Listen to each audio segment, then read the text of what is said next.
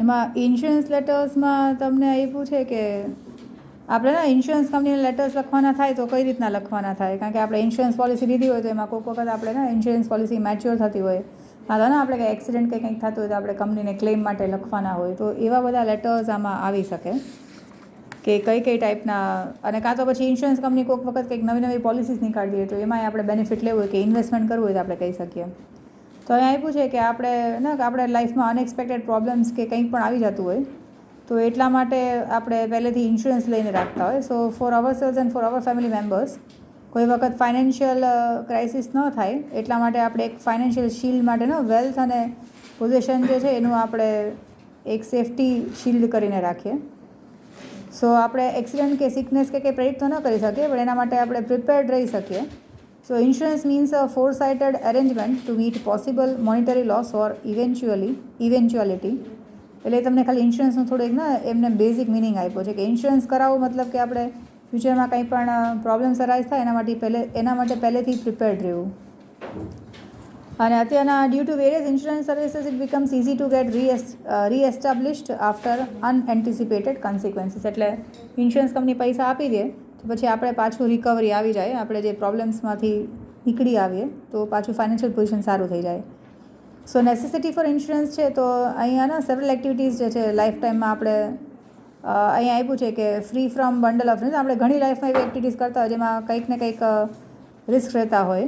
તો જેમ કે માર્કેટમાં શોપ્સમાં આપણે ઘણો બધો સ્ટોક હોય અને ફેક્ટરીમાં મશીન્સને બધું રાખ્યું હોય ને ક્યાંય ને આગ કે કંઈ લાગે, પછી ટ્રાન્સપોર્ટેશનમાં કોઈ વખત એક્સિડન્ટ થાય તો આ ટ્રેનમાં કે શિપમાં કે ટ્રકમાં સામાન આવતો હોય અને એક્સિડન્ટ થઈ જાય, પછી ચોરાઈ જાય, નેચરલ કે મેનમેડ બીજા કંઈ એડવર્સ ડિઝાસ્ટર થાય તો એના લીધે આપણે નુકસાન થઈ શકે.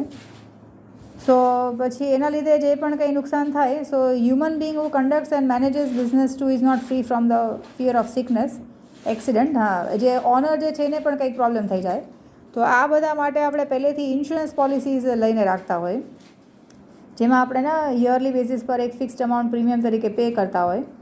સો ઇન્સ્યોરન્સ ફેસિલિટી આપણે પહેલેથી લઈએ અને એના આપણે ને પ્રોબેબલ ડેન્જર્સ અને મિસફોર્ચ્યુન સામે આપણે પ્રિપેર્ડ રહી શકીએ. પછી હ્યુમન બિંગ્સમાં વળી પાછું એને જ કીધું છે કે લાઈફ ટાઈમમાં અનએક્સપેન્ડિંગ અને કન્ટેમ્પરરી ટાઈમ્સમાં ને અમુક ટાઈમે આપણે જરૂર પડી જાય. So keeping pace with it as per the need અને radical features are being covered as a part of insurance services. Insurance પોલિસીને અલગ અલગ રીતની લઈ શકાય આપણે. So now any and almost every matter has been a part of insurance contract. So in modern days with the growing complexity of financial world and threats on individual skills of human being, a number of insurance જે companies જે છે કન્સર્ન્સના companies જે છે એ પણ વધવા લાગ્યા છે. જેમ કે અહીંયા સિંગર જે છે એ પોતાનું ઇન્સ્યોરન્સ લઈ શકે, પોતાના વોઇસનું, ડાન્સર્સ પોતાના ફીટનું ઇન્સ્યોરન્સ લઈ શકે ને અત્યારના આમ ઘણી ઘણી વસ્તુઓમાં ઇન્સ્યોરન્સ પોલિસી લઈ શકાય. તો જ્યારે કદાચ એ ગાઈ ન શકે કે ડાન્સ ન કરી શકે તો એ કેસમાં ઇન્સ્યોરન્સ કંપની તરફથી એને પૈસા એટલા મળી જાય કે ફ્યુચર એનું સિક્યોર થઈ જાય. So thus in these days insurance service plays a significant role. અત્યારના બધી વસ્તુઓ માટે ઇન્સ્યોરન્સ નીકાળે છે. ઇન્સ્યોરન્સ સર્વિસ એક ટાઈપનું એગ્રીમેન્ટ છે જેમાં ઇન્સ્યોરન્સ કંપની પ્રોમિસ કરે છે કે એ લોકો કંઈ પણ લોસ થશે એના માટે મોનિટરી રિટર્ન્સ આપશે, એક્સિડેન્ટલ લોસ કે કંઈ હાર્મ થાય તો. So accordingly the person institute opting for insurance is called the insured. જેમ કે આપણે ઇન્સ્યોરન્સ પોલિસી લઈએ તો આપણે ઇન્શ્યોર્ડ કહીએ and the company institute providing the insurance services એને આપણે ઇન્સ્યોરર કહી શકાય ને. એ આપણે પ્રોટેક્શન આપે છે કે આપણને કંઈ થશે તો એ લોકો બેઠા છે એમ. So from the point of view of basic characteristics of insurance services it is evident કે ઇન્સ્યોરન્સ જે છે એ એક એવી પ્રોસેસ છે જેમાં આપણે કોઈ પણ એક પર્ટિક્યુલર પોલિસી લીધી હશે જેમાં આપણે કંઈ રિસ્કને પ્રેઝ્યુમ કર્યું હશે ને, પહેલેથી આપણે વિચાર્યું હશે કે આવું કંઈક થાય તો કેટલા પૈસા મળી શકે. અને સર્ટેન પોલિસીઝ ઈ ગેટ્સ ધ ઇન્શ્યોર્ડ અમાઉન્ટ. જેમ કે જે પણ કંઈ નુકસાન થયું હશે એના પૈસા મળી જશે અને જો એકવાર એ મરી જાય તો એના જે નોમિની કે એના જે અસાઇની હશે ને, એના જે વારસદાર હશે એને પૈસા મળતા હશે. So in fact all insured who buy insurance policy do not have to claim the insured amount. In case of whole life insurance policy હશે તો એમાં તો એ મરી જશે પછી જ એના ડેથ પછી જ એના જે બાકીના વારસદાર હશે એને પૈસા મળશે.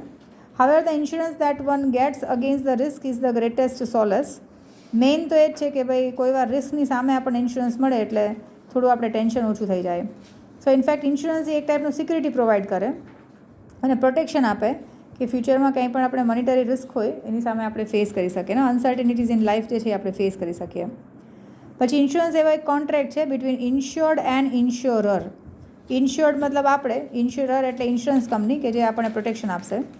વેર ઇન ઇન્શ્યોર્ડ પેઝ મતલબ આપણે એક રેગ્યુલર ફિક્સ્ડ અમાઉન્ટ આપતા હશું, રેગ્યુલર ઇન્ટરવલ્સે, અને જેને આપણે પ્રીમિયમ કહી શકાય. અને જો આપણું ડેથ થાય કે કાં તો અમુક એજ પછી પોલિસીના પૈસા પાછા આવે, કાં તો જે પણ કાંઈ અનફોર્ચ્યુનેટ ઇવેન્ટ થાય તો એના કેસમાં ઇન્સ્યોરન્સ કંપનીએ પૈસા આપવાના થાય. So thus the insured who regularly pays premium gets the solace of assurance. ને એને મગજની શાંતિ રહે કે ભાઈ મને કંઈ પ્રોબ્લેમ થશે તો કંપની પૈસા આપી દેશે. So by various insurance companies the common man get the guarantee of monetary help during sickness, regular income after retirement, અને ફાઇનાન્શિયલ એડ પણ મળી જાય રિલેટિવ્સને જો એ ન હોય ડિપાર્ટેડ માણસો જે મરી ગયા હશે એના ફેમિલી મેમ્બર્સને પણ એ ટાઈપનું સિક્યુરિટી મળી જાય. સો બિઝનેસમેનને પણ આવે અલગ અલગ ઇન્સ્યોરન્સ લે, જેમ કે ફાયર ઇન્સ્યોરન્સ કે એક્સિડન્ટ ઇન્સ્યોરન્સ લે તો એ કેસમાં ક્યારે પણ ફાયર કે એક્સિડન્ટને લીધે કંઈ પણ પ્રોબ્લેમ્સ અરાઇઝ થશે તો ઇન્સ્યોરન્સ કંપની પે કરશે જેટલું લોસ થશે એટલું. પછી તમને ટાઈપ્સ ઓફ ઇન્સ્યોરન્સમાં એક તો લાઈફ ઇન્સ્યોરન્સ છે. લાઈફ ઇન્સ્યોરન્સમાં જ્યારે મરી જાય ત્યારે જ પૈસા આપશે. પછી હોલ લાઈફ ઇન્સ્યોરન્સ પોલિસી છે. So the nominee assignee is paid the insured amount after the death of the insured. તો એના મહિના પછી એનો જે હોલ લાઈફ ઇન્સ્યોરન્સ પોલિસીમાં ડાયરેક્ટલી એના જે વારસદાર હશે એને જ પૈસા મળશે. દેન એન્ડોમેન્ટ પોલિસી છે. So as per nature of policy the insured gets regular income of at prefixed recess or at regular intervals. Endowment પોલિસીમાં છે ને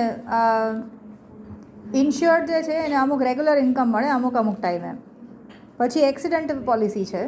સો એક્સિડન્ટ ઓકર જેમ કે રેલ ટ્રાવેલ કે રોડ કે એરથી કંઈ પણ થયું હશે તો એને લોસ જે પણ થયું હશે એના માટે પૈસા મળશે. So insured gets additional amount against loss of life resulting from such accidents. એટલે નુકસાન તો થયું હોય એના તો મળશે પણ જો કોઈ મરી જાય તો પણ એના વધારાના પૈસા મળશે. એડિશનલ અમાઉન્ટ અહીંયા લખ્યું છે એક્સિડન્ટ પોલિસીમાં.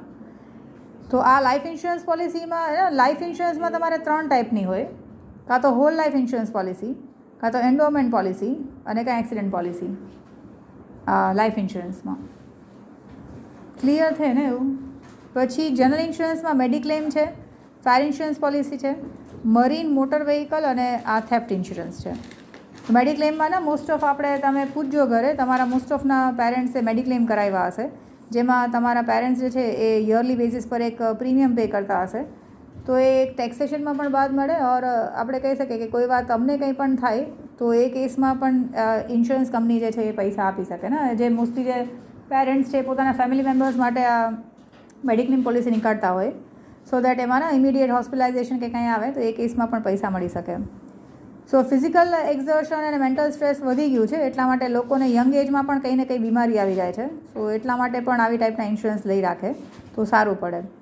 દેન ફાયર ઇન્સ્યોરન્સ પોલિસીમાં ક્યારે પણ આગ લાગે તો એના લીધે ઘણા બધા ડેમેજ થઈ જાય. ઇવન એ લોકોના જે ડોક્યુમેન્ટ્સ છે એ પણ ઘણીવાર ડિસ્ટ્રોય થઈ જતા હોય તો એના માટે પણ ઇન્સ્યોરન્સ પોલિસી લઈ શકાય. અને આ ફ્લડ, અર્થક્વેક કે નેચરલ મેનમેડ કેલેમિટીઝને લીધે પણ કંઈ પણ નુકસાન થાય તો એ ઇન્સ્યોરન્સ પોલિસી લઈ શકાય.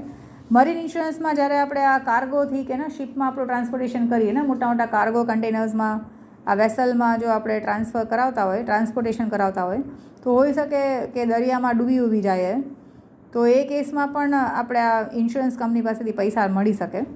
એન્ડ ધ રિસ્પોન્સિબિલિટી જેમ કે આપ્યું છે કે as a part of insurance policy the responsibility of ship, its cargo, પછી એના જે ઓનર છે એ બધાનું એમાં કવર થઈ જશે. It provides protection against the risk of the tempest or risk of fire, tempest or other sea hazards. અને third party risk પણ આવી જાય ને એ લોકોને લીધે કોઈ બીજાને નુકસાન થાય તો એ પણ એમાં આવી જાય મરીન ઇન્સ્યોરન્સમાં. પછી મોટર વ્હીકલ ઇન્સ્યોરન્સમાં મોસ્ટ ઓફ તમારા વ્હીકલ હશે એમાં ઇન્સ્યોરન્સ પોલિસીના ડોક્યુમેન્ટ્સ રાખ્યા હશે એટલે કોઈ વખત કંઈ એક્સિડન્ટ કે કંઈ થાય તો ઇન્સ્યોરન્સ કંપની પાસેથી પૈસા નીકાળી શકાય. જો એમાં થર્ડ પાર્ટી ઇન્સ્યોરન્સ પણ હશે એમ કે તમે એક્સિડન્ટ કરવાથી કોઈ બીજાને કંઈ પણ નુકસાન થાય અને એના હોસ્પિટલનો ખર્ચો તમને ઉઠાવવાનો આવે તો એનો માટે પણ પૈસા ઇન્સ્યોરન્સ કંપની આપશે. અને આ થેફ્ટ ઇન્સ્યોરન્સ છે કે તમને કઈ વાર ચોરાઈ ભરાઈ જાય તો એના માટે પણ તમારે ઇન્સ્યોરન્સ કાઢેલું છે. So in addition to this insurance policies for crops પણ હોઈ શકે, ક્રોપ્સ ઇન્સ્યોરન્સ પણ હોઈ શકે, કેટલ ઇન્સ્યોરન્સ પણ હોઈ શકે. કારણ કે ક્રોપમાં તમે વાવો ખરા અને પછી કદાચ નેચરલ કે મેનમેડ ડિઝાસ્ટર કંઈ થાય અને તમારો ક્રોપ આખો ડિસ્ટ્રોય થઈ જાય તો તમને તો એના ભરોસે જ બેઠા હોય કે ભાઈ ક્યારે એ ઉગશે અનાજ અને પછી વેચીને પૈસા કરશો. તો જો વચ્ચે જે બરબાદ થઈ જાય તો એ કેસમાં પણ ઇન્સ્યોરન્સ કંપની પૈસા આપી શકે. પછી કેટલ ઇન્સ્યોરન્સમાં ને પોલ્ટ્રી ફાર્મિંગ છે, કાં તો ગાય કે ભેંસને એ બધું ને ડેરી ઇન્ડસ્ટ્રી હોય, તો એ કેસમાં પણ કારણ કે એક ગાય કે ભેંસ કેટલા રૂપિયાના એ લોકોએ પરચેસ કર્યા હોય, તો જો એ લોકોને કંઈ પણ બીમારી આવી જાય કે મરી જાય તો એના હોસ્પિટલાઇઝેશનના પણ ઇન્સ્યોરન્સ પોલિસી નીકાળી શકતા હોય.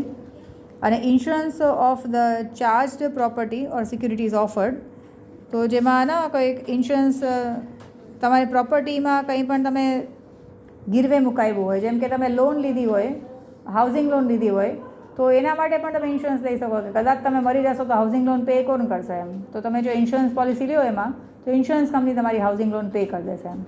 તો આવું બધું પણ એમાં પોસિબલ છે. પછી 10 ઇન્સ્યોરન્સ સર્વિસીસ એ એક અરેન્જમેન્ટ છે જેમાં principle of repayment for loss, wherein selection and purchase of an appropriate policy is in advance and regular payment of premiums remain accepted facts. તો તમારે એક તો ને જેમ કે અત્યારે તમે જોતા હોય ને એડવર્ટાઇઝમેન્ટ અત્યારે policybazaar.com છે, તો policybazaar.comમાં તમે જાઓ તો અલગ અલગ ઇન્સ્યોરન્સ કંપનીઝ જે છે એ કેટલું પ્રીમિયમ ચાર્જ કરે છે તમને એક જ જગ્યાએ બધો ડેટા મળી જાય.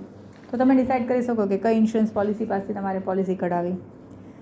તો આ જે બધું આપ્યું છે ને રેગ્યુલર પ્રીમિયમ્સને બધું પે કરતા હશો, તો એક વખત તમે ઇન્સ્યોરન્સ પોલિસી લીધી હશે તો તમે થોડા ટેન્શન ફ્રી રહેશો.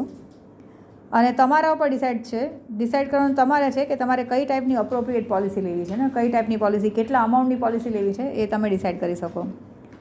પછી example letters in insurance correspondence છે કે તો ઇન્સ્યોરન્સ કંપની સાથેના કોરસ્પોન્ડન્સ તો ઘણી બધી વસ્તુઓ આવી જાય, પણ વ્યૂ પોઈન્ટ ઓફ સિલેબસ એ લોકોએ ને અમુક જે બેઝિક લેટર્સ જે છે એ જ તમને અહીંયા શીખવાડ્યા છે કે ઓફ લાઈફ ઇન્સ્યોરન્સ અને fire insurance.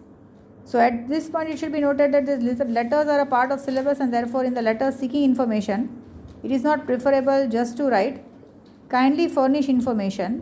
It is rather advisable to go for the approach of conveying whatever partial information you possess and wish to get it completed. એટલે તમને આ જે વર્ડ્સ લખ્યા હોય કે કાઇન્ડલી ફર્નિશ ઇન્ફોર્મેશન, તો એમાં તમારે ને એમાં ડોક્યુમેન્ટ્સનું કંઈ લિસ્ટ નથી લખવાનું કીધું, પણ એનો મતલબ થાય કે જે પણ ઇન્ફોર્મેશન કીધી છે એના પ્રોપર ડોક્યુમેન્ટરી પ્રૂફ્સ તમારે સબમિટ કરવા પડે. જેમ કે આપણે કહીએ ને કે આપણી ફેક્ટરીમાં આગ લાગી તો નુકસાન કેટલાનું થયું, તો એ ત્યાંનો જે વેલ્યુઅર હશે એ આવીને કાઢશે કે આટલાનું નુકસાન થયું છે એમ.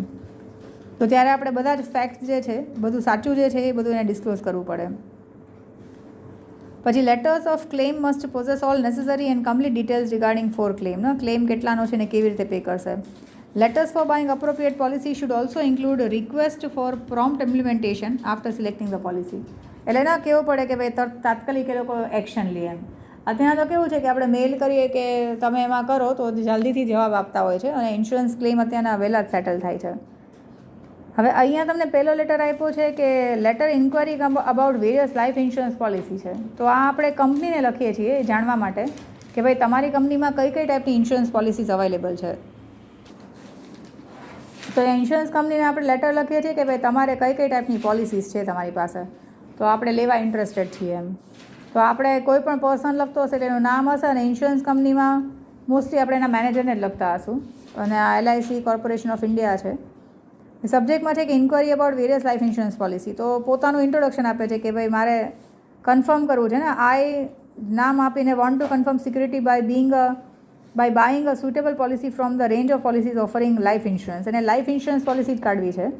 અહીંયા ઉપર તમને લાઈફ ઇન્સ્યોરન્સ પોલિસી જ કરવાનું કીધું છે, એટલે આપણે લાઈફ ઇન્સ્યોરન્સ પોલિસી જ કરાવીએ છીએ. So I have full faith in the services provided by your firm. અને એ પોતાની એજ બતાવે છે ને, કારણ કે એજના હિસાબથી લાઈફ ઇન્સ્યોરન્સ પોલિસીમાં લોકોના પ્રીમિયમ ફિક્સ થતા હોય. તો પોતે હેલ્ધી છે, મેરિડ મેન છે અને પોતાનો બિઝનેસ ચલાવે છે લાસ્ટ 5 yearsથી, અને પોતાના પેરેન્ટ્સ સાથે લે છે અને એક છોકરો ને 2 year old ચાઇલ્ડ પણ છે. પછી હાઉસનું પણ ઇન્ફોર્મેશન આપે છે. પોતાની જેટલી પણ ડિટેલ્સ આપવાની થાય એ લેટર થ્રુ એ કન્વે કરી દે છે કે પોતે બિઝનેસમેન છે એટલે ઇન્કમ એની ફિક્સ્ડ નથી, એવું આપણે ટુ સમ એક્સટેન્ટ એનાલાઇઝ કરી શકીએ. પછી એની ઉપર ના રિસ્પોન્સિબિલિટી છે આટલા લોકોની, એટલે એ કેટલો ડિટરમાઇન્ડ હશે કે ભાઈ જો એ ન હોય તો બાકીના લોકોને પ્રોબ્લેમ ન થાય. પછી માય ફાધર મને હેલ્પ કરે અને હું જ સોલ બ્રેડ અર્નર છું, અને એ પોતે પ્રીમિયમ કેટલું પે કરવા રેડી છે ને એ પોતે ક્લેરિફાય કરે છે. જેમ કે ઇન્સ્યોરન્સ પોલિસીમાં અમાઉન્ટ તો કેટલાનું પણ લઈ શકો, પણ આપણે જેટલા પ્રીમિયમ પે કરી શકતા હોય એટલાનું જ આપણે પોલિસી અમાઉન્ટ લઈએ એમ. કારણ કે જેટલી વધારે પોલિસી અમાઉન્ટ હશે એટલું પ્રીમિયમ એ વધારે હશે. તો આપણે અહીંયા કહીએ છીએ કે ભાઈ આપણા તરફથી અમે 4,000 જેટલું વર્ષનું પ્રીમિયમ પે કરવા અહીંયા આપ્યું છે કે at the interval of 6 months કીધું છે. તો હું 6 મહિને 4,000 જેટલું આપી શકું ને, વધારે પ્રીમિયમ ના આપી શકું. તો તમે પોલિસી એવી કોઈક બતાવો કે જેમાં 4,000 6 મહિને એટલે ઇન શોર્ટ 8,000ના પ્રીમિયમમાં કઈ પોલિસી તમે ઓફર કરો છો એ જાણવા માટે એણે લેટર લખ્યો. So I want to opt for the appropriate policy from the array of your trustworthy policies. ને તમારી પાસે ઘણું બધું લિસ્ટ છે, તમારી અલગ અલગ ટાઈપની પોલિસીસ છે. આરે એટલે ને તમારી પાસે આખું લાંબુ લિસ્ટ છે કે તમે અલગ અલગ પોલિસીસ પ્રોવાઈડ કરો છો. તો મારે જો આટલું પ્રીમિયમ પે કરવાની તાકાત હોય તો મને કઈ ટાઈપની પોલિસી તમે આપી શકો. I request you to send a pamphlet providing information about them, અને if possible please arrange to send your agent. તો ત્યાંના ઇન્સ્યોરન્સ એજન્ટ હોય, મોસ્ટલી આપણે ઇન્સ્યોરન્સ પોલિસી કંઈ લેવા જાય ને તો એના એજન્ટ જ એટલા હોય કે જે લોકો તમને ઘરે આવીને સમજાવી જાય. ઘણા તો એવા હોય ને તમને ટાઈમ વેસ્ટ કરવા આવે અને તમને ધરાડથી કે તમે પોલિસી લ્યો એમ. તો અત્યારના ઇન્સ્યોરન્સ એજન્ટ પણ અમુક રિલાયેબલ ઇન્સ્યોરન્સ એજન્ટ હોય એને તમે અપ્રોચ કરો તો એ તમને કહેશે કે ભાઈ તમે કેટલું પ્રીમિયમ પે કરો, પછી કેટલા વર્ષે તમને કેટલા પાછા મળે, પછી તમે મરી જાઓ તો કોને કેટલા મળે, એ બધું ડિટેલ્સથી તમને ઘર આવીને સમજાવી જશે. એટલે અહીંયા આપણે રિક્વેસ્ટ કરીએ કે તમારા ઇન્સ્યોરન્સ એજન્ટને પણ તમે મોકલો ઘરે તો સારું પડે, એ અમને બધી ઇન્ફોર્મેશન બરાબર રીતે સમજાવી શકે. તો એના માટેના લેટર છે. એટલે જો આમાં જ્યારે ઇન્સ્યોરન્સ પોલિસી લેવા માટેના લેટર લખે ને તમે પોતાનું ઇન્ટ્રોડક્શનમાં પોતાની એજ, પોતાનું સોર્સ ઓફ ઇન્કમ, પછી પોતે પ્રીમિયમ કેટલું ભરવા રેડી છે એ અમુક જે બેઝિક ઇન્ફોર્મેશન છે એને બતાવવી જ પડે. પછી આ કદાચ તમે સ્કીપ કરો તો ચાલે કે ભાઈ મારે વાઈફ છે ને એક છોકરો છે ને પપ્પા હેલ્પ કરે ને, એ બધું તમે ઇગ્નોર કરી શકો. બટ ઇમ્પોર્ટન્ટ ઇન્ફોર્મેશન છે કે તમે અલગ અલગ પોલિસીસમાંથી તમારે કઈ પોલિસી લેવી છે એના માટે તમે ઇન્ક્વાયરી કરો છો, તમારું પ્રીમિયમ પે કરવાની તમે કેપેસિટી બતાવો છો કે આટલું પે કરી શકીએ, અને સોર્સ ઓફ ઇન્કમ કેટલું છે અને પ્લસ એજ. તો એ મેઇન ઇમ્પોર્ટન્ટ હશે જે લખવું પડશે. પછી નેક્સ્ટમાં 54 પેજમાં આપ્યું છે કે letter inquiring about additional benefits available on life insurance policy. તો અમુક વખતે કેવું હોય કે લાઈફ ઇન્સ્યોરન્સ પોલિસીમાં એવું હોય કે ભાઈ તમે જ્યાં સુધી મરો નહીં ત્યાં સુધી એ પોલિસી લેપ્સ ન થાય. તમે મરી જાઓ તો તમારા વારસદારને પૈસા મળે. પછી એમાં અમુક હોય કે નો ક્લેમ બોનસ કે એવું બધું હોય કે જેમ કે 15 વર્ષ સુધી તમને કંઈ ન થયું તો 15 વર્ષે ઇન્સ્યોરન્સ કંપની તરફથી કંઈક પણ તમને અમુક લમસમ અમાઉન્ટ કંઈક આપશે, એમ બોનસ આપશે, એમ એટલે ને એક્સ્ટ્રા પૈસા આપશે. પછી અમુક પોલિસીમાં એવું હોય કે ભાઈ એ લોકો તમને ઓપ્શન આપે કે તમારે રોકડા જોઈએ છે કે તમારી પોલિસીના મેઇન અમાઉન્ટમાં એટલા એડ કરી નાખીએ એમ. તો એવું બધું એ લોકો આપણને એજન્ટ આવે ને એ આપણને સમજાવે કે કઈ રીતની પોલિસી હશે એમ.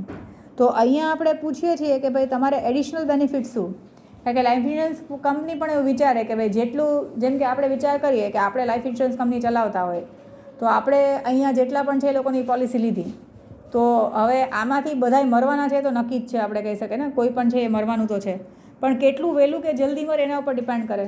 જેટલું મોડું મરશે એટલું કંપનીને ફાયદો છે. જેમ કે વર્ષના 10-10 હજાર ભરીને મરે તો 10-10 હજાર 50 વર્ષ સુધી ભરે તો કંપનીને કેટલા ભેગા થઈ જાય ને. એટલે જેમ ઇન્સ્યોરન્સ કંપનીને ક્યારે ફાયદો થાય, જ્યારે જે પોલિસી લેવાવાળો છે એ વધારે જીવે તો એને ફાયદો થાય કંપનીને, કારણ કે જેટલો વધારે જીવશે એટલું વધારે પોલિસી આપશે, પ્રીમિયમ આપશે. એવું ક્લિયર થાય. અને હમણાં પોલિસી લઈને 4 વર્ષમાં મરી જાય તો લેટ્સ સે કે પોલિસી લીધી 5 લાખની, વર્ષનું પ્રીમિયમ છે 10-10 હજાર, તો 4 વર્ષ 10 એટલે 40,000 પે કર્યા અને મરી ગયો તો કંપનીએ તો 5 લાખ રૂપિયા દેવા પડ્યા ને એમ. તો એટલે ઇન્સ્યોરન્સ કંપની પણ ઘણી વખત આવાના એડિશનલ બેનિફિટ આપે કે જે લાંબુ જીવા હોય એને વધારે બેનિફિટ આપો એમ, કારણ કે એ લોકોએ તો કેટલું બધું ઇન્સ્યોરન્સનું પ્રીમિયમ પે કર્યું હશે. ક્લિયર થાય ને. જેમ કે 5 લાખનું ઇન્સ્યોરન્સ પોલિસી હોય અને 10-10 હજાર ભરવાના હોય તો એ 50 વર્ષનું થઈ જાય ત્યાં સુધી પે કર્યા કરે તો કેટલું બધું વધારે અમાઉન્ટ જ આવી જશે ને. તો ઇન શોર્ટ એવું થયું ને કે ઇન્સ્યોરન્સ કંપની તો એના પૈસા પાછા આપ્યા એમ. ક્લિયર થાય ને કન્સેપ્ટ એનો. તો એ રીતનું એ ઘણી વખત આ ઇન્સ્યોરન્સ કંપની આવી ટાઈપના કંઈક એડિશનલ બેનિફિટ આપતી હોય તો એના માટે ઇન્ક્વાયરી કરે છે. તો અહીંયા પણ નોર્મલ પર્સન જ લખતો હશે ઇન્સ્યોરન્સ કંપનીને પૂછવાનું કે પછી. એટલે અહીંયા આગળ આપણે આ કંપનીને લખીએ છીએ તો એમાં પણ મેનેજરને જ લખતા હશું. સબ્જેક્ટ છે કે inquiry about additional benefits available on life insurance policy. અને આપણે જ્યારે પણ ઓલરેડી આપણે પોલિસી લીધેલી છે એટલે આપણે પૂછીએ છીએ કે અમને કેટલા બેનિફિટ મળશે. તો આપણે પોલિસી લીધી છે તો એ પોલિસીનો નંબરથી આપણે આઈડેન્ટિફાઈ થશું. એ આપણને એમને એમ તો નહીં ઓળખતા હોય પણ આપણે આપણો પોલિસી નંબર બતાવશું ને તો એ કંપની પોતાના ડેટામાં આ ઇન્ફોર્મેશન નંબર ફીડ કરે તો એને ખબર પડે કે આપણે કેટલાની પોલિસી લીધેલી છે ને કેટલું પ્રીમિયમ પે કરીએ. એટલે જ્યારે અહીંયા ઓલામાં જો પહેલાંમાં તો શું હતું કે ખાલી પૂછે જ છે કે ભાઈ તમે કઈ ટાઈપની ફેસિલિટીઝ આપો છો ઇન્સ્યોરન્સમાં. જ્યારે અહીંયા ઓલરેડી ઇન્સ્યોરન્સ પોલિસી લીધેલી છે તો એને જાણવું છે કે મને એડિશનલ બેનિફિટ કેટલા મળે એમ. જેમ કે કોઈ વખત કંપનીએ પોલિસીમાં એવું કીધું હોય કે ભાઈ 10 વર્ષ પછી જો તમે જીવતા હોય તો તમને 10% પ્રીમિયમના મળશે એમ, 5 વર્ષના પ્રીમિયમના 10% મળશે એમ, એવું કંઈ પણ જો ક્રાઇટેરિયા હોય તો એટલા માટે અહીંયા એ લખે છે. સો વિથ અહીંયા બધામાં ડિયર સર છે, કારણ કે અહીંયા તમે આ મેનેજરને લખો છો એટલે એમાં ડિયર સર છે. પછી with above reference I wish to inform you that I purchase a કહે છે કે મેં તમારા કંપનીમાં ઇન્સ્યોરન્સ પોલિસી લીધેલી છે 2006થી અને હું રેગ્યુલરલી પ્રીમિયમ્સ પે કરું છું. Then I have come to know that it is possible to get additional benefit attached to a policy purchased earlier. Additional benefit મળે છે એવું મને ખબર પડી છે. Please to inform whether double accident benefit can now be availed with the above mention policy. Double benefit મળશે કે નહીં આની સાથે. As a part of the scheme, if the policy holder dies an accidental death and if it is endorsed by the postmortem report then the nominee beneficiary gets double the insurance amount. એટલે એમાં છે ને કંપનીએ એવું કીધું છે કે ભાઈ જો કોઈ વાર મરવાનું થાય એક્સિડન્ટથી થાય, કોઈ ડિઝીઝને લીધે નહીં, કારણ કે એક્સિડન્ટ એવી વસ્તુ છે કે જે કંઈ અવોઇડ ના કરી શકો. મેડિક્લેમમાં તો એમાં દવાને એનાથી કદાચ સારું થઈ જાય, પણ એક્સિડન્ટમાં તો એ કંઈ તમે એના ઉપર કંટ્રોલ નથી. તો એ કેસમાં જો કોઈ એક્સિડન્ટથી મરી જાય ને અને પોસ્ટમોર્ટમ રિપોર્ટમાં પ્રૂવ થાય કે એક્સિડન્ટથી મરી ગયા છે, તો કંપની તરફથી એના જે નોમિની કે બેનિફિશિયરી હશે ને એને ડબલ અમાઉન્ટ મળશે. So along also if during the policy limit the policyholder meets with an unnatural death and all the premiums are regularly paid, then the insurance company pays a final additional bonus in addition to bonus on maturity date. તો આ બધા benefits મળશે કે નહીં મળે, કારણ કે એને થોડું કન્ફ્યુઝન છે કે ભાઈ તમે એક વખત એવું કીધું છે, જેમ કે પોલિસીમાં લો ને ફુદડી કરીને એસ્ટ્રેસ કરીને ઝીણું કેટલું લખ્યું હોય કે ભાઈ તમે આટલા વર્ષમાં તમને કાંઈ ના થાય તો આટલું બોનસ મળે, આટલા પ્રીમિયમ્સના આટલા ટકા તમે પાછા મળે. તો એ બધા માટે એ લોકોએ ઇન્ફોર્મેશન માટે પૂછ્યું છે. એટલે અહીંયા તમે તમારી રીતે એક આ કહી શકો ને, ડબલ એક્સિડન્ટ બેનિફિટ તમે કીધું હતું કે ભાઈ જો એક્સિડન્ટથી કોઈ વાર મરે તો એને ડબલ અમાઉન્ટ મળે અને એમાં પોસ્ટમોર્ટમમાં પ્રૂવ થાય તો એમ. અને બાકી કીધું છે કે જો અનનેચરલ ડેથ હોય તો જેટલા પણ રેગ્યુલર પ્રીમિયમ પે કર્યા હશે તો એના ઉપર કંપની એક એડિશનલ બોનસ આપશે, જે રેગ્યુલર બોનસ કરતાં પણ વધારાનું હશે. તો એ બે બેનિફિટ મને મળશે કે નહીં એમ. Can the both benefits be availed on my policy. પછી since I wish to avail additional benefit on existing life insurance policy, I am ready to raise in the premium amount. ઘણી વખત કેવું હોય કે ઇન્સ્યોરન્સ પોલિસીમાં એવું કહે કે ભાઈ જો તમારે અત્યારે 5 લાખની પોલિસી છે, જો તમારે હજી 2 લાખ એમાં વધારવા હોય ને તો તમે જેટલું પ્રીમિયમ પે કરતા હોય ને એમાં થોડાક જ વધારે પૈસા ભરવાના. તો તમે એવું એડિશનલ ભરવા રેડી છો એવું તમે બતાવો છો કે ભાઈ તમે એવું કીધું છે કે આવી ટાઈપના કંઈ બેનિફિટ્સ મળે તો અમને એડિશનલ બેનિફિટ જોતા હોય તો એના માટે ભલે તમે એડિશનલ પ્રીમિયમ ચાર્જ કરો તો અમે પે કરવા રેડી છીએ એમ. તો એના માટે એ કહે છે કે since I wish to avail additional benefit on existing life insurance policy, તો હું પ્રીમિયમ પણ પે કરવા તૈયાર છું અને જે પણ નેસેસિટી ફોર્માલિટીઝ કરવાના હોય એ પણ હું કરી દઈશ. તો તમે જ્યારે બોલાવશો ત્યારે હું આપીને તમને ડેટા આપી દઈશ ત્યારે. સો આઈ અવેઇટ પ્રોમ્પ્ટ રિપ્લાય ફ્રોમ યુ. એટલે એને ખબર પડી છે કે કંઈક નવી કંપનીએ કંઈક નવા સ્કીમ્સ નીકાળ્યા છે, તો એના માટે ઇન્ક્વાયરી કરે છે કે જો મારે એમાં એડિશનલ બેનિફિટ જોતો હોય તો મારે એક્સ્ટ્રા પ્રીમિયમ કંઈ પે કરવાનું થતું હોય તો એ કેટલું દેવાનું થાય અને કયા ડોક્યુમેન્ટ સબમિટ કરવા પડે. તો એ એડિશનલ બેનિફિટ માટેનો લેટર છે. પછી આપ્યું છે કે inquiry about revival of lapsed insurance policy. હવે લાઈફ ઇન્સ્યોરન્સ પોલિસીમાં કેવું હોય કે તમે દર વર્ષે રેગ્યુલર અમાઉન્ટ વિધિન સેમ જે ડેટ અસાઇન કરી હોય ને એ ડેટની વચ્ચે પે કરી જ નાખવું જોઈએ. જો એ ડેટ વહી જાય તો તમારી પોલિસી લેપ્સ થઈ જાય, પછી તમે પ્રીમિયમ ભરો કે ન ભરો તમને કંઈ પણ ન મળે એમ. ઓલરેડી તમે આટલા વર્ષથી પે કરતા હોય ને એ તમારું બ્રેક થઈ જાય એમ. એટલે એ એક બહુ ટેન્શનવાળું કામકાજ હોય. તો અહીંયા તમને આપ્યું છે કે એ જેને ઇન્સ્યોરન્સ પોલિસી લીધી છે એને ખબર પડી કે ભાઈ એ તો પ્રીમિયમ પે કરતાં ભૂલી ગયા અને હવે પોલિસી લેપ્સ થઈ ગઈ છે, તો રિવાઇવલ કરવા માટે શું કરવું. ઘણી વખત એવું થાય ને એને કાં તો ભૂલાઈ જાય, ઘણીવાર એવું થાય કે બીમાર હોય તો ન પે કરી શકે, કાં તો કોઈ બીજા સર્કમસ્ટાન્સીસને લીધે એ ન પે કરી શક્યા હોય.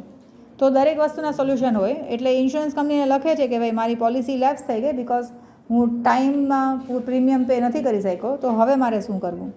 તો અહીંયા પણ નોર્મલ પર્સન જે છે મેનેજરને લખે છે ઇન્ક્વાયરી અને રેફરન્સ. જો ઓલરેડી એ પોલિસી હોલ્ડર છે એટલે પોતાનો પોલિસીનો નંબર મેન્શન કરવો પડે, મોટો એક નંબર હશે જે એનાથી એ પોતે આઈડેન્ટિફાઈ થતો હશે. તો હવે અહીંયા પોતે કહે છે કે ભાઈ I wish to inform you that I purchase, મેં જીવન સંતોષ પોલિસી પરચેઝ કરેલી હતી અને હું રેગ્યુલરલી પ્રીમિયમ પણ પે કરતા હતા, પણ અહીંયા જો હજ પિલગ્રીમેજમાં એ ગયા હતા તો ત્યાર પછી આવ્યા પછી એ પ્રીમિયમ પે કરવાનું ભૂલી ગયા. એઝ અ રિઝલ્ટ મને ઇન્ટિમેશન આવ્યું છે કે અમારી પોલિસી લેપ્સ થઈ ગઈ. કારણ કે ઇન્સ્યોરન્સ કંપની તરફથી મેસેજ આવી જાય, પહેલાં રિમાઇન્ડરે આવે પોલિસી પ્રીમિયમ પે કરવાનો કે ભાઈ તમારી પોલિસીનો પ્રીમિયમ ડ્યુ છે, આટલા દિવસની અંદર આ ડેટની અંદર પે કરો, ને તો પોલિસી લેપ્સ થઈ જશે. તો એને એ પણ મેસેજ કદાચ નહીં જોયો હોય, ઓર કાં તો એને એ ગયો તો એટલે ખબર જ નહીં રહી અને ભૂલાઈ ગયું. તો એ કહે છે કે ભાઈ એના રીઝન્સ આવા છે, and I am interested in revising the above lapse policy and I request you to supply the following information. તો એક તો મારું પ્રીમિયમ છેલ્લે મેં ક્યારે પે કર્યું હતું, કેટલા ઇન્સ્ટોલમેન્ટ મેં નથી પે કર્યા, કેટલા અમાઉન્ટ પે કરવાના બાકી છે, પછી જો પેનલ્ટી લગાવે તો ઇન્ટરેસ્ટ ચાર્જ કરે જે અમાઉન્ટ ન પે કર્યું એને, અને જો ઇન્ટરેસ્ટ રિડમ્પશન માટે કંઈ પણ બીજી કોઈ સ્કીમ હોય તો, જેમ કે ને આપણે તમે કોઈ વખત પ્રીમિયમ પે કરતાં ભૂલી ગયા તો પેનલ્ટી લગાવે, જો પેનલ્ટી ન ખાવી હોય આપણે તો એ લોકો કંઈક પોલિસીમાં વધારે અમાઉન્ટનું પ્રીમિયમ ભરાવડાવી દે, તો એવું પણ કરી શકાય. એટલે આજે કીધું ને કે એની scheme for interest redemption, extra interest ન ભરવું હોય તો કંપની તરફથી કંઈક બીજું પણ ઓપ્શન્સ અવેલેબલ હોય તો એ પણ આપણે ઓપ્ટ કરી શકીએ. અને ડોક્યુમેન્ટ્સ કે પેપર્સ કયા કયા જોશે, તો આ બધી ઇન્ફોર્મેશન અમને ફર્નિશ કરો. So I do not mind in coming to your office to complete necessary formalities, તો kindly oblige with a prompt reply. ને જેમ બને એમ તાત્કાલિક અમને જવાબ આપો તો અમારી આ જે પોલિસી લેપ્સ થઈ ગઈ છે એ પાછી રિવાઇવ કરી શકાય ને ચાલુ કરી શકાય. પછી એના પછીનો લેટર છે regarding change in the mode of premium payment છે. હવે અહીંયા મોડ ઓફ પ્રીમિયમ પેમેન્ટ છે એમાં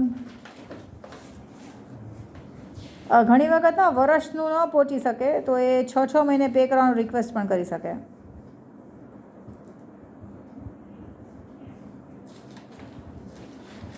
તો અહીંયા પણ જે કોઈ પણ પર્સન છે મેનેજરને લખે છે, અને બધામાં જ્યારે પણ ઇન્સ્યોરન્સ કંપનીને લેટર લખતા હશો અને તમે ઓલરેડી પોલિસી હોલ્ડર હશો તો તમારે કઈ ટાઈપની પોલિસી લીધી છે અને આનું જે પોલિસી નંબર છે એ મેન્શન કરવો પડશે. પછી અહીંયા કહે છે કે મેં પરચેસ કરેલી છે અને હું પ્રીમિયમ પણ રેગ્યુલરલી પે કરું છું.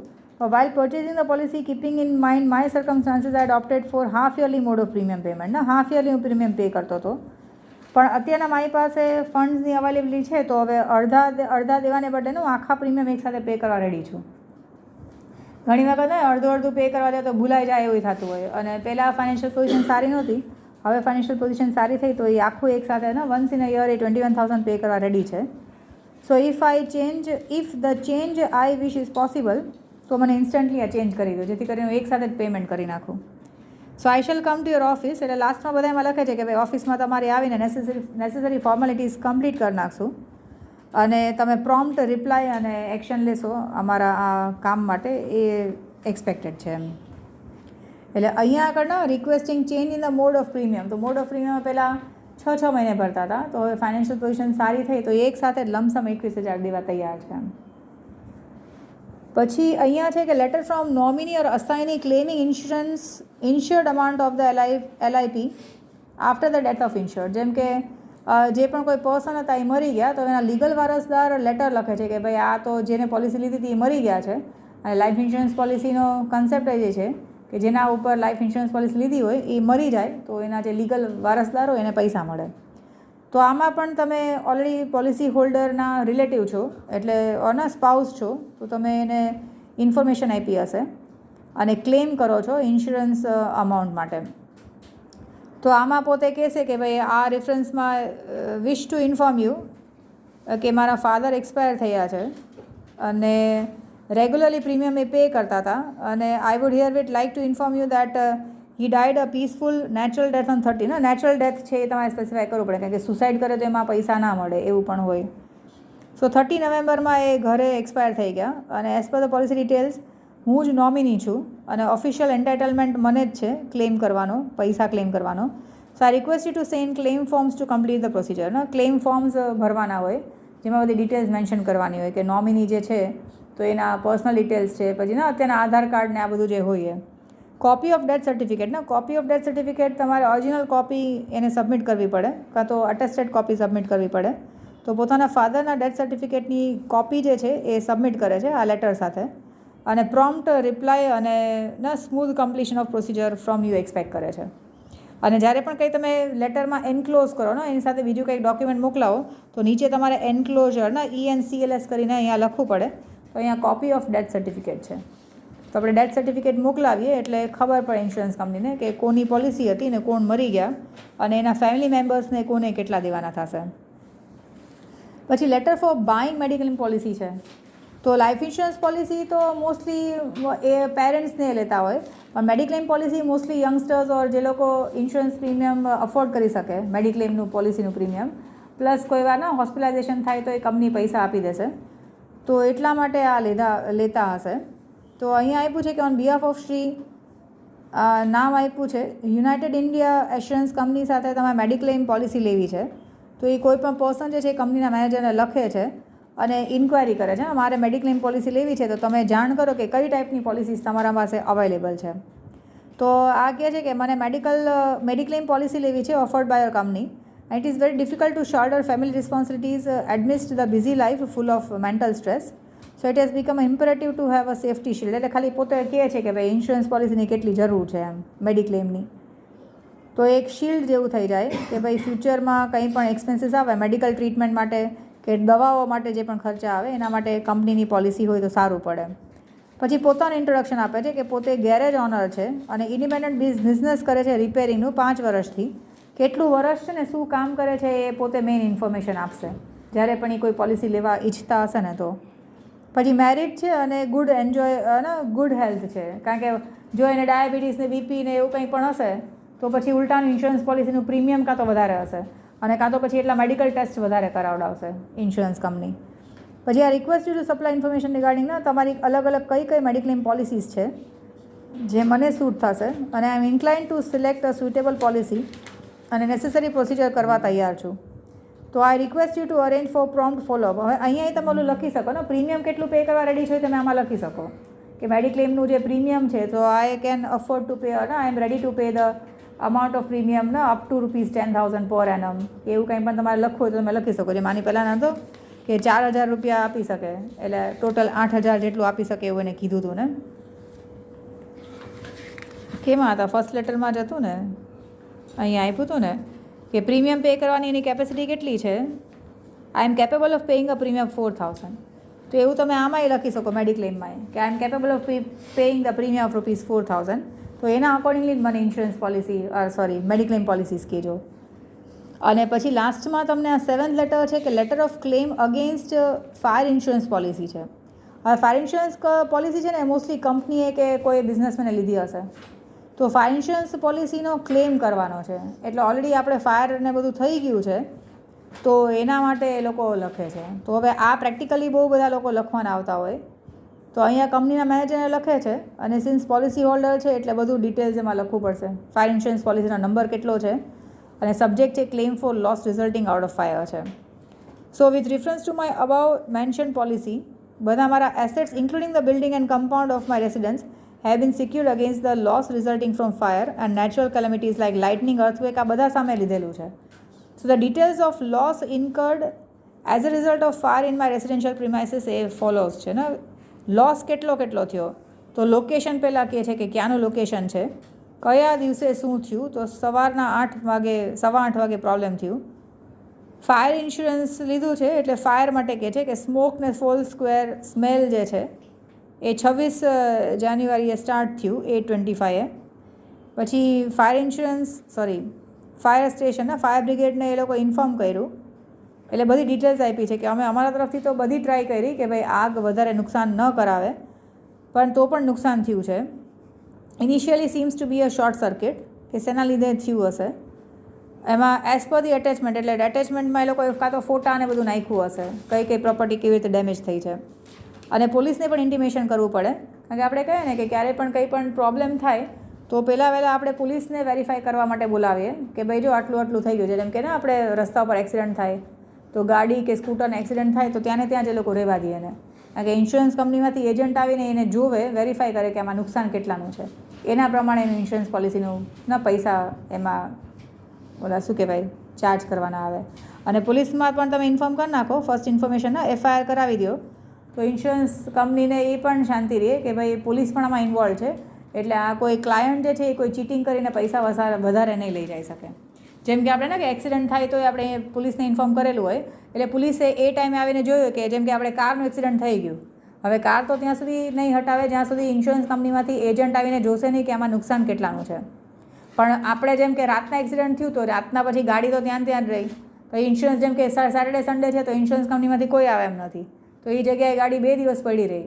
તો આપણે પોલીસને કીધું હશે તો પોલીસને ધ્યાન રાખવાનું આવે કે ભાઈ આમાંથી કોઈ એમને પડેલી ગાડીમાંથી કોઈ કંઈ સ્પીકર ના લઈ જાય કે બેટરી ના લઈ જાય, એ બધું જોવું પડે ને એમ. તો એટલા માટે આપણે FIR પણ કરાવ્યું હશે. તો આ બધી ડિટેલ્સ એ લોકોએ આપી છે કે ઓલરેડી ફાયર ઇન્સ્યોરન્સ પોલિસી લીધેલી છે અને ફાયરને લીધે ડિસ્ટ્રક્શન થઈ ગયું છે. એ લોકોએ પોતાની રીતે આ ફાયર બ્રિગેડને એને બધાને ઇન્ફોર્મેશન પણ કર્યું અને રીઝન લાગે છે શોર્ટ સર્કિટ ને, બીજું કંઈ રીઝન લાગતું નથી. કારણ કે જો કોઈ ધરાળથી આગ લગાવી હોય તોય પૈસા ના મળે. એટલે એ બધું વેરિફિકેશન જે છે એ ઇન્સ્યોરન્સ એજન્ટ આવીને કરે. એટલે એનો એજન્ટ તો ના કહી શકાય, પણ જે ઇન્સ્યોરન્સ કંપનીમાંથી જે પ્રોપર પર્સન હોય એને તમે શું કહેવાય છે સેટલમેન્ટ માટેનો એ પર્સન હોય, એ બધું જોવે કે કેટલું સાચે નુકસાન થયું છે. તો એને માટે તમે આ બેઝિક ઇન્ફોર્મેશન આપો છો. So I request you to take quick action.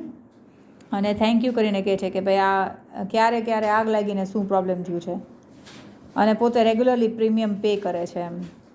હા, એકવાર લેટર્સ જોઈ લો છે એમાં ત્યાં સુધીના.